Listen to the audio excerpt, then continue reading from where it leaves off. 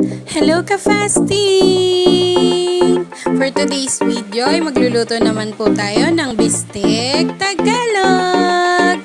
So ang gamit po namin dito ay laman ng baka.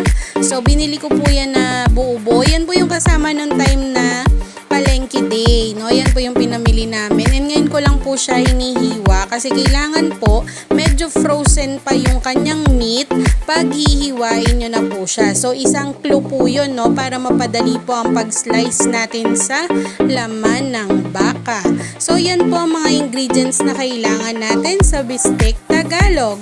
So yung daya po, yan po ay libre lamang dito sa bakuran po nila Papang.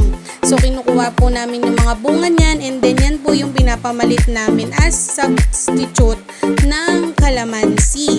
So, nilagyan ko na po ng asin at paminta. Syempre, yung dayap, the more the merrier po, no? Kasi pag bistek po, mas masarap at malinamnam pag marami pong dayap o kalamansi. Then, yung garlic powder, oyster sauce, at syempre yung ating soy sauce or toyo. So, hindi ko po pinapakita yung mga brand kasi baka po tayo ay mapalo. Alam niyo na. So, yan po ang gagawin natin. Imamarinate lang natin for 1 to 2 hours. Pero kami po, ibinabad lang namin siya ng kulang 1 oras lang kasi medyo ginabi na po kami ng paghihiwa.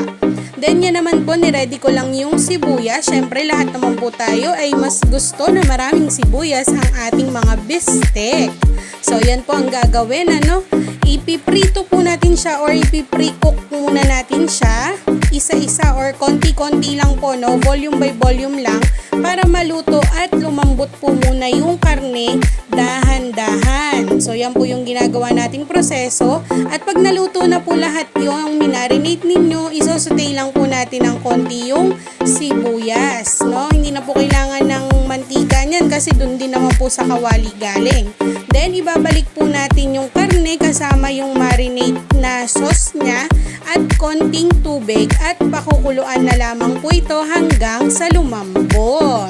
And then, syempre, pag ready na, isasama na lang po natin ulit ang sibuyas at ready na po lahat ang ating bistek Tagalog. Mga